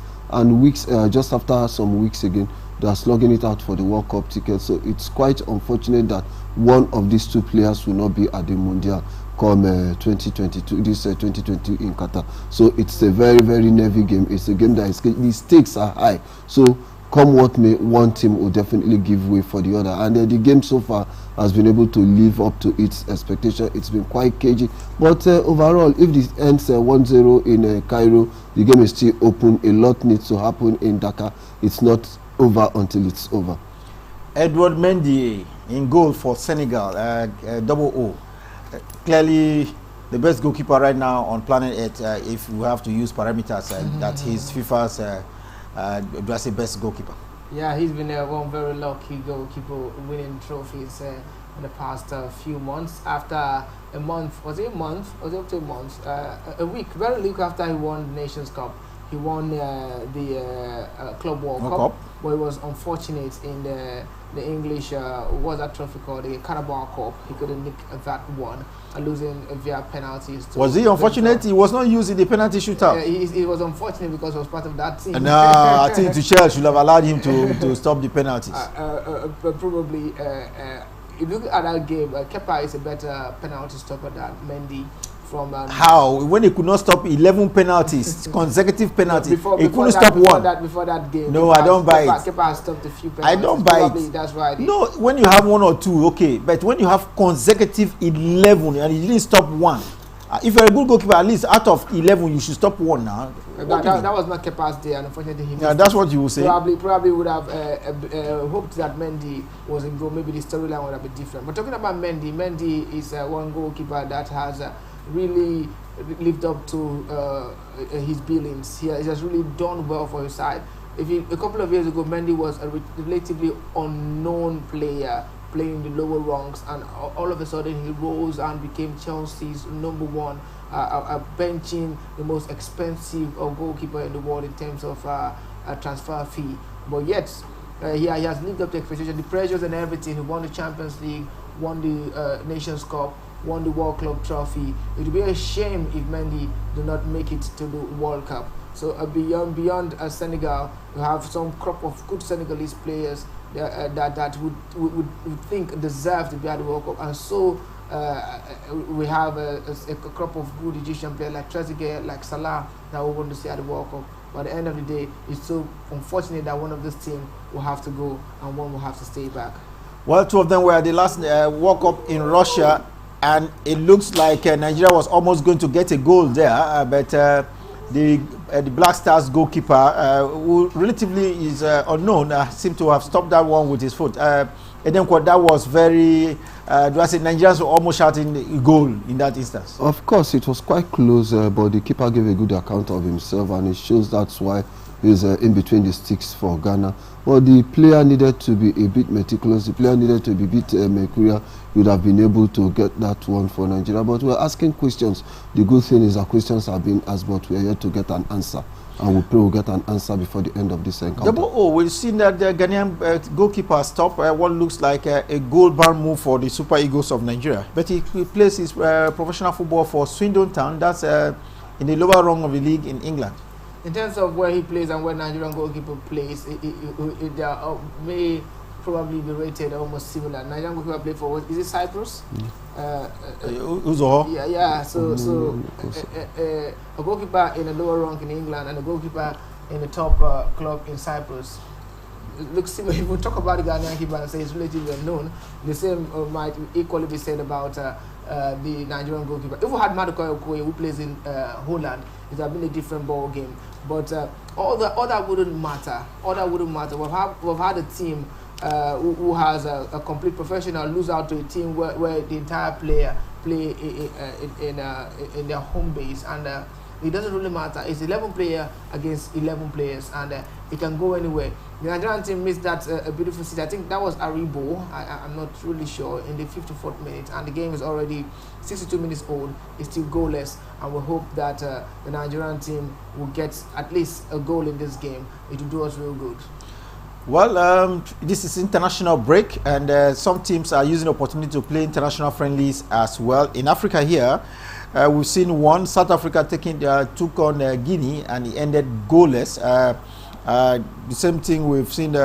What do you make of the international break? Edemko, this is opportunity we have across the world at this point in time. Players are using opportunity to address the national team, getting themselves fine-tuned with their players, given that they are not in action for World Cup qualifiers. Yes, it's good for those players so that they don't be much rusty. But the international break is also an opportunity for some top quality players to rest. But at this point, most of the players are not resting because they are using it also to get their acts together and get some World Cup qualifiers.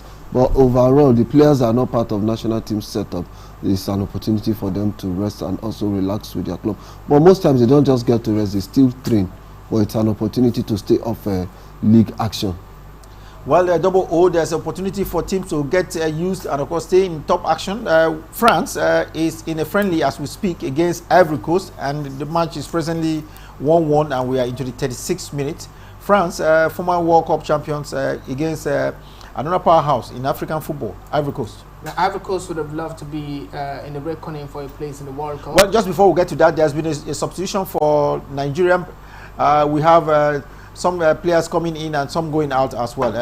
You kept an eye on that? Yeah, that happened in the 59th minute. Aribo and Chikwueze have been substituted, and Emmanuel Dennis, the guy from Watford, is on, as well as the holding midfielder. His name eludes me now. He's also on in that game to replace these two players. Aribo has not really lived up to expectation in this game, and Iguavon is showing things up in the midfield. That's why you see him making that change to ensure that you don't allow a party doing what he has been doing to us in that midfield. That's Frank Onyeka, the Brentford guy. Yeah, is up, and probably he knows party from England. Probably that will help the Nigerian team. Who knows? Well, talking about substitution, a lot of people think that Austin Eguavoen is very adventurous. He makes his substitution early enough in games. We don't get to see that when we had the former coach, in the team. You will see him make substitutions in the last 5-10 minutes of the encounter. But we've seen Austin Eguavoen make substitutions very early from the Nations Cup. We've seen that again. The match is just about into the 64th minute. Well, I always believe that there's no time like now. The best time to bend iron is when it's hot.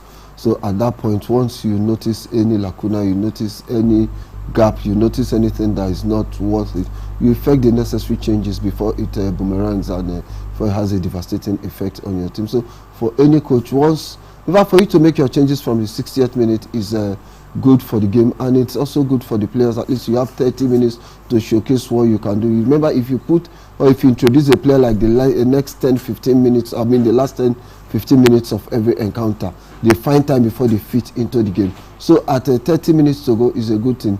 Let him see how the team will go. But for Senegal, he has brought in some kind of fluidity into the national team they are playing. But this man, Moses Simon, is still being caged. I wonder what he's still doing in the pitch of play. I think they should have done that. But the coach is being very, very stereotype. Well, there's been it looks like a Nigerian player has been taken off. It looks going to the ambulance. What do you make of it, Double O? Did you see the player being stretched out of the pitch? He made it back to the pitch. He was stretched off around the 60th minute or the 61st minute. Talking about the new guy, his name eludes me now. The guy that is playing that holding midfield role. From Onyeka? Not Onyeka, Innocent. Innocent Bonke. Yeah, he was the one stretched up with the number 20 shirt.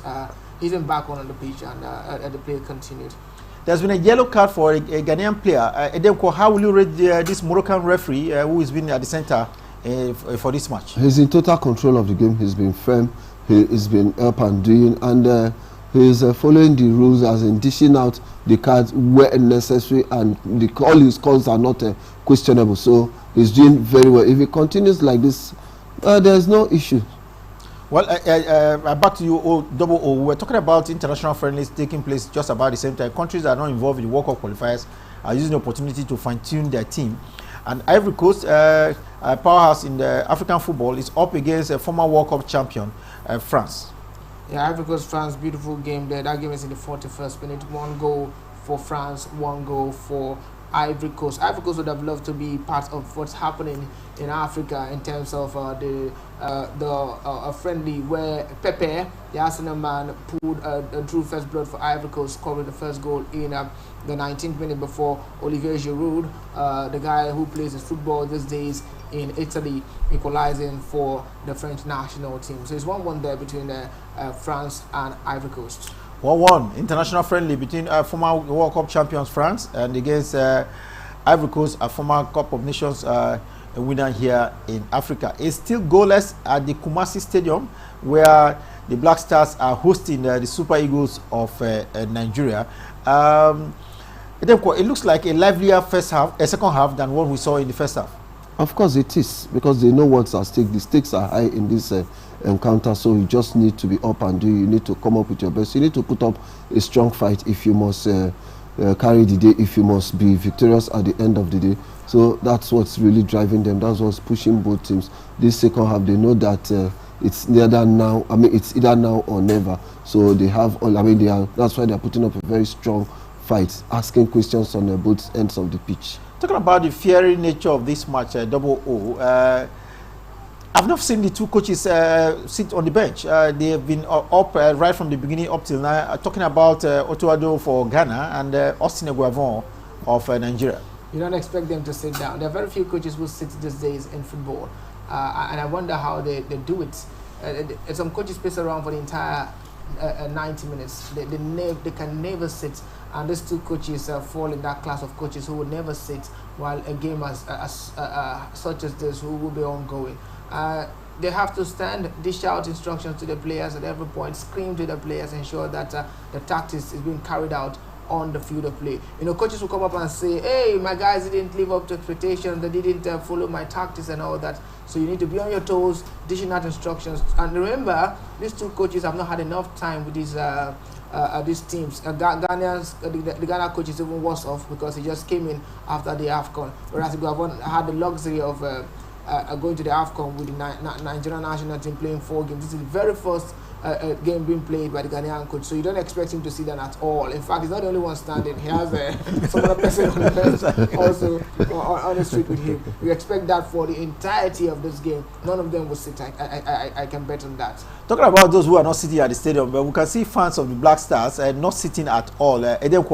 This is a 40,000 capacity stadium. 38,000 are all Ghanaians. Only 2,000 from Nigeria going by tickets allotted by CAF for this fixture.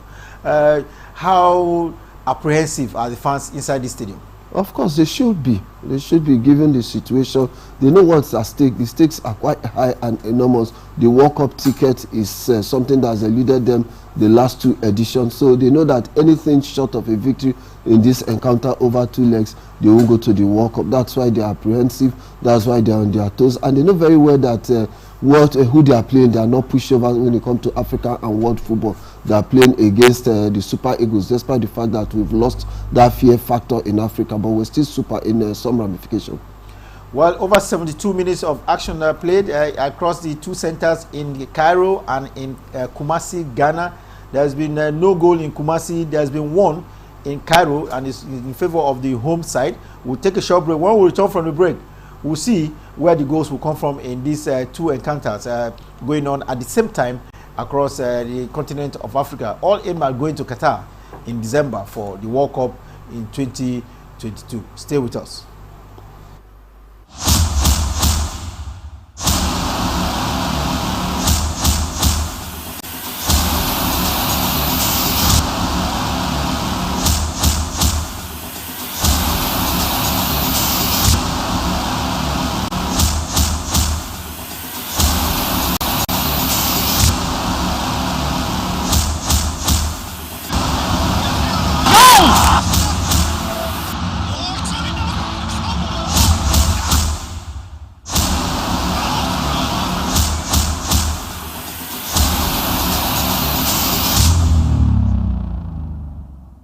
From the line across the ocean to the land beyond the mountains, through the Sahara, we bring all sport news, live analysis, expert discussions on trending stories in politics, business, socio-economy, sports, and documentaries.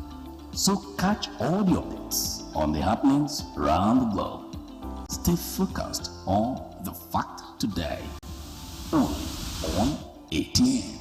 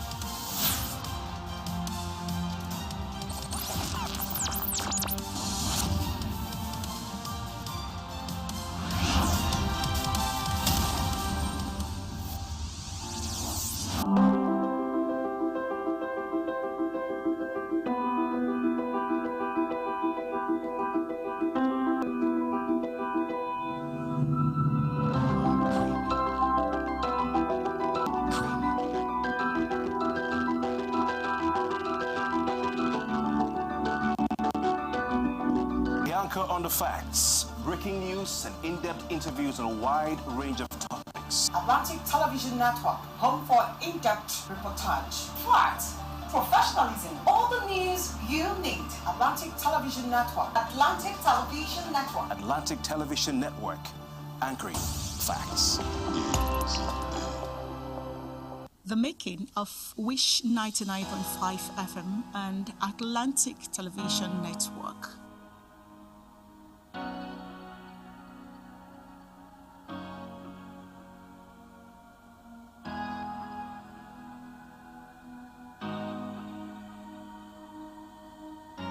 The renowned American coach, speaker, and author of the bestseller Awakening the Giants Within, Anthony J. Robbins, said, "Setting goals is the first step in turning the invisible into the visible. This best describes the birth and storyline of Morrison Communications' Wish 99.5 FM and Atlantic Television Network broadcast brands. Morrison Communication Limited is a 100% wholly Nigerian indigenous private company incorporated in 2003. The company has a three-pronged line of business: ICT, events, and media. Her media engagements commenced in 2003 with the establishment of Wish newspaper and 2005 with Wish International magazine. It has established and operated several internet centers across the country. Morrison is still one of the major events management organizations with high-profile shows to her credit, as well as parading the state-of-the-art equipment in the sector. The company ventured into electronic media by applying for license to operate a radio channel in 2008 and procured equipment to show its readiness and determination. However, this was not to be, as bureaucracy and state acts did not allow the realization of the dream. In 2017, the company employed a strategic approach which led to the establishment of Wish 99.5 FM, Port Harcourt, Nigeria's business radio, and has continued to dominate the broadcasting sphere. The company's development plan brought about the announcement that it is establishing a television network in 2020, which many saw as a dream, in reminiscence of Roy T. Bennett's quote that dreams don't work unless you take action. The surest way to make your dreams come true is to live them. True to the fact, in January 2021, the world woke up to reality of the birth of Atlantic Television Network, ATN, a state-of-the-art digital network. Atlantic Television Network, ATN, is a 24-hour live broadcast station with headquarters in Wish Complex, Wish Avenue along NTA Choba Road in Port Harcourt City, Rivers State, with the digital centers in Abuja, Lagos, and correspondents across Nigeria. ATN was built to begin full transmission at the end of the first quarter of 2020, but installations were put on hold following the outbreak of COVID-19 global pandemic, a major setback not to Morrison Communication but to the whole wide world. Believing in the treatise of entrepreneur, media mogul and founder of cable news network CNN, Ted Turner, that you should set goals beyond your reach so you always have something to live for. The goal set by the chairman of Morrison Communications Limited, Dr. Chinyere Igwe Esquire, seemed daunting given the prevailing circumstance. The entrepreneurial spirit of the company, against all odds, pushed through the COVID-19 tide and saw to the completion and birth of Atlantic Television Network in the first quarter of 2021. According to George Herbert, to him that wills, ways are not wanting, which in contemporary times means where there is a will, there will always be a way. And ATN commenced test transmission in July 2021 and embarked on full broadcast transmission 1st September 2021. The network transmits 24-hour live broadcasts of news, current affairs, and entertainment with stakeholders' analysis, experts' opinion, and many more every day. To the glory of God, we are the first indigenous television network station with international reach from the east of the Niger. As the 26th President of the United States of America, Theodore Roosevelt Jr. said, "Believe you can, and you are halfway there." Atlantic Television Network is here to stay and have everything it takes to get there and beyond. Atlantic Television Network, anchoring facts.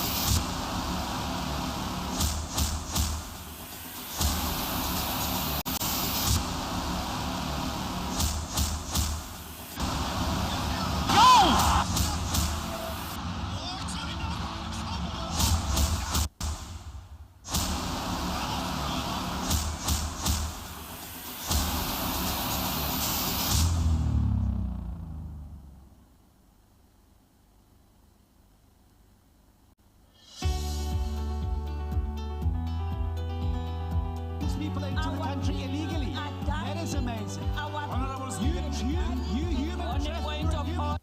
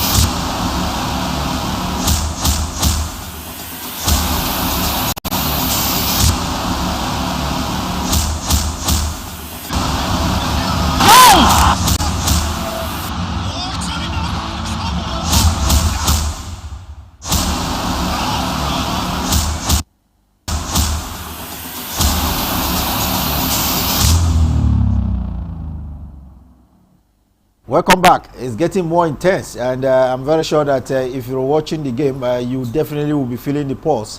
What is happening inside a 40,000 Babayara Stadium in Kumasi, Ghana. There's been a VAR incident. Double O, let's start with you. VAR is being introduced into football in the World Cup qualifiers here in Africa. Nigeria seems to have gotten a penalty, but on review by VAR, the central referee from Morocco pointed to an infringement and not the penalty spot. Rightfully so. Two Nigerian players were chasing that Ghanaian player frantically, and Kelechi Iheanacho was adjudged rightfully to have fouled the Ghanaian player, which made him fall on the ball and cut the ball with his hands. So the referee gave the penalty initially, but when he was called up to look at it on the video assisted monitor, he went and looked at it, and rightfully he chunked out that penalty. He ruled it off and instead gave a free kick. Etebo was needlessly very... Yes, I was going to get to Edemko on that. Etebo, after the central referee has gone to this VAR, checked it, other players have left off. Etebo continued to pester the referee, and a player of the caliber of Etebo, who plays professional football in Europe and knows how referees react after VAR decision has been taken, should have known that he was caught in trouble. He got a yellow card for that, what I call meddlesomeness on the part of on his part to the referee. Well, for me, that brings to question: is Etebo really a professional footballer? Because the way he demonstrated, just demonstrated as someone who plays football in the village, trying to whip up sentiments and emotion. And everybody knows that rule is rule, order is order. Sentiments and emotion does not guide or does not give you goals in football. So I wonder why a player of Etebo's caliber and pedigree, who's been to the World Cup, played in the Premiership, is played in Turkey, why will you go into referee dissent? I really wonder. In fact, they really need to talk to him. The coaches need to talk to him. He shouldn't let his emotion get the better part of him whenever he's playing football. He shouldn't let his emotion becloud his sense of judgment. Well, still looking at players' reaction on the pitch, there has been some kind of cramp on the part of the players, because we've seen a player from the Black Stars of Ghana on his own, no challenge, go to the turf, and it looks like it has to do with some muscle strain, double O. Yeah, the pressure is so much on the players. Too much pressure. It's we're into we're on the home stretch now. The last 4 minutes of this game to be played, still goalless. Nigeria have used all her substitution, and of course the Leicester man have been given his debut, Lookman. Of course, you also have the guy Calvin Bassey from Scotland also being handed a debut in this team too. Iguavon is really pushing in. You expect him to be a little bit conservative, probably try to lock shop and go home with a goalless draw. But he's put Lookman, he's put Dennis, and you're looking at this man and you're saying, wow. He's looking at it and say, I can snatch and grab this one. Kudos to him. Hopefully he gets it. Well, Edemko, you've heard with just about 10 minutes or so to go, he will try to take home a point, but he still continue with what we saw at the Nations Cup, the pitch at this point in time. Well, there's this saying or there's this cliche that says that the best form of defense is attack, and I believe that's what Iguavon is doing as a coach. If you sit back and allow them push you, they might push you up to the wall where your back will be against the wall, and it's not too good for you in football because basically there's a pitch and there are 18-yard box. If you keep going back, it will definitely rub off on you and it puts your team under pressure. So I believe what Iguavon is doing is for the good of the game and the good of the team to make sure that the best form of defense is attack. And we have also attacked even towards this business end of the game where in some areas they are supposed to be conservative in approach, but he's trying to be very, very daring. He's trying to see how they can throw some players into the Ghanaian half of the pitch and see if we might get that one lucky goal. One lucky goal could come either way, but we have less than 5 minutes plus added time to decide which of these teams get the maximum points. If they don't, then they will return back to what we said before, that between these two countries, we've seen 8 matches played at the World Cup qualifier. 2 had ended on a barren note, goalless draw. One in fact, the 2 fixtures are all ended in Ghana, in Accra, Ghana. This could be the 3rd goalless draw or barren draw between these two countries, all in Ghana, and it shows you rivalry because all of the minutes so far put into this game has been end to end, and we're hoping that the two teams will return back to Lagos, to Abuja in Nigeria in the next few days, on Tuesday to be specific. What was goalkeeper Francis was all thinking there? It was within his one that called at least a few minutes to the end of the game. Well, we're already almost at the 90th minute right now, and very soon we will see the assistant ref tell us how many more minutes we have to play. But I think it shouldn't be more than 3-4 minutes. There have been loads and loads of substitution, not so much stoppages. So we expect probably about 4 minutes additional time to be played, and let's see if the Super Eagles can just maybe get one over the Ghanaian counterparts and make a goal that we all have craved for so far. Nigeria versus Ghana.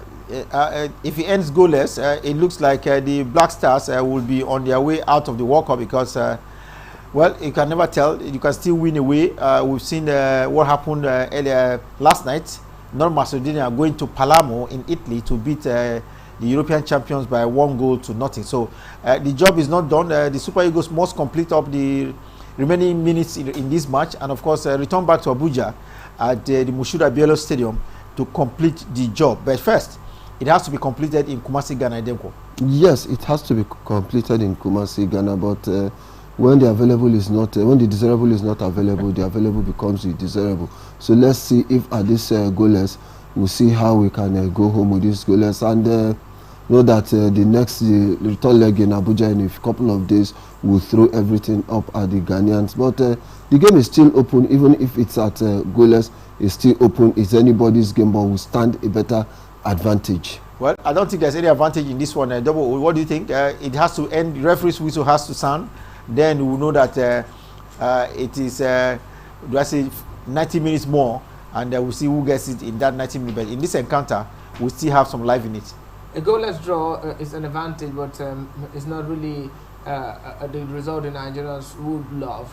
Because a 1-0 draw in Abuja and we're out of this game, the Ghanaians will qualify. So the Ghanaians will come to Abuja and throw everything at us, not because they won't be conservative anymore. They won't be scared of losing because at worst they get a goal and we're made to chase the game. We won't want that happening. This is not the result I crave for. This is not the result I want. I just hope that with a few more minutes left on the clock, the Super Eagles could just sneak one in. 92 minutes already played, one more to play. I don't know where that goal will come from. Well, we hope that goal will come in the direction of the Super Eagles of Nigeria, not for the Black Stars. But that's what we think. The referee's decision is final, and what happens on the pitch too will determine who gets the maximum point. But so far, from what we've seen here, it's been end to end, and all the players giving their best. Partly support from let's say the Super Eagles here, but fans. But what can we do? It was only 2,000 out of 40,000 tickets. But just before we wrap up this fixture, I want to remind our viewers that Congo DR has played a 1-1 draw with Morocco in the first match of the qualifier. Then Cameroon lost at home in Douala by 1-0. Algeria winning Cameroon by 1-0. It was another home defeat for Mali.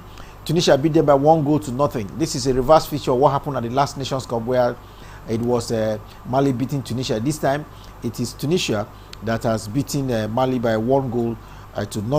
Then in the match between Egypt and Senegal, as we speak, bearing any incident, it is 1-0 in favor of Senegal, and in favor of Egypt. Senegal losing away there. Then as we keep an eye on this one, it is 93 minutes already. The referee still has the whistle, and we hope it will sound any moment soon. It will be goalless, and both sides will share the point. But first, let's look at it. 54 teams started this race, and now it's been reduced to 10 over 3 rounds.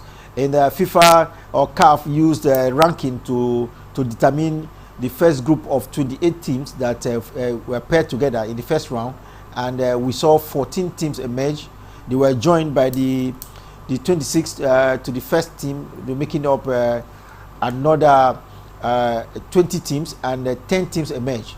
Now 5 will have to emerge from these ones. A lot of people talk about ranking, that it doesn't matter what's the ranking in football, but going by this FIFA World Cup qualification, especially in CAF, the Confederation of African Football, ranking do matter. Yeah, ranking really matters. By the way, away from home, and the second leg they had the home advantage, which is what's playing out here. Nigeria is playing away from home because of their ranking in Africa. So ranking does matter, and of course the AFCON also aided the Super Eagles to improve their ranking. Nigeria have been up there, always top 3 in Africa for a while now when it has to do with ranking, and they have maintained that form despite having some topsy-turvy performance when the former coach Genatro was in charge of the Super Eagles. Super Eagles of Nigeria almost getting a point, and it looks like it's all over. It's full time in the Baba Yara Stadium in Kumasi, Ghana. Ghana no goal, Nigeria no goals. The Blacks couldn't make a goal, and the same as the Super Eagles of Nigeria. And then, this is good result for the Super Eagles of Nigeria. Well, it's a fair result. Why I say it's a fair result, it takes a little of pressure off the team, but not that we're not under pressure, because by the time we come for this return leg in Abuja, all the Ghanaians need to do is to throw players at us. But if they do that, it will be at their own peril, because the Eagles have that element of surprise. They know when to take on opponents who try to come at them. So it's a good result for us at goalless. They just need to come back. It's not a finished job yet. It's still work in progress. They need another 90 minutes to see how they can put smiles on the faces of Nigeria. But the good thing is that the frenzy before this match, the dreaded Baba Yara Stadium, where we had only 2,000 out of 40,000 spectators, it must have played a psychological effect on the team. But by the time we come back to Abuja, I hope our supporters don't put the Eagles under pressure. Well, match has ended, and after the first leg of qualifier, we've told you it's going to be two-legged. One after the two-leg, then the teams will qualify. We've seen 5 goals today in the 5 games, in 4 of the games, and it was only the match between Nigeria and Ghana that did not produce any goal. But gentlemen, we have to wrap it up at this point. But I'll start with you, Edemko. $12 million is at stake win the next 90 minutes and get $12 million from FIFA. Do you think it is Ghana that will get it or Nigeria? It is Nigeria. Why I say it is Nigeria, we seem to be the better experienced side when you talk of preparation and when you talk of the players who have the players also. We have done it before. At least we've been consistent when it comes to FIFA World Cup. Ghana, for the past 2 editions, they've not been there. And you know the Nigerian Super Eagles team, whenever we're in the World Cup, we're always an entertaining side. Talk about our supporters, the razzmatazz, the frenzy. You know, bring in a lot of things when we go to the World Cup. Then the $12 million is also an icing on the cake for the federation. Well, to prepare for the World Cup, you'll be given $12 million by FIFA. $12 million is good enough to prepare a team going to the World Cup in Qatar in 2022. That's a lot of money, a whole lot of money, and of course, we would want that money into our football. And beyond that, we would like to see the Super Eagles at least live up to expectation. Probably this time might just be the time Nigeria will go as far as probably quarterfinals or the semi-final. But first, we have another 90 minutes to play against Ghana. We are the better team in terms of how this match panned out. The Ghanaians had the possession, but we had the better chances to nick this one. We didn't really get our acts together in front of goal, but I believe we can do the job in the return leg.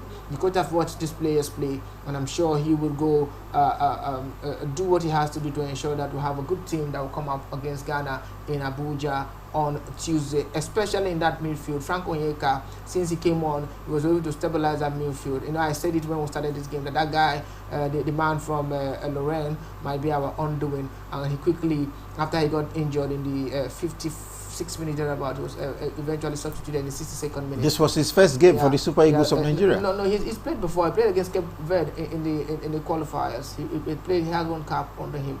But to be thrown into this game when he was not even part of the team, I was wondering initially, why do you have a Frank Onyeka, why do you have an Ogenekano on the table, and you're starting this player right there, and you just brought him to camp, and he had proven that probably it wasn't the very right choice. Maybe his injury made him substitute him, but he believed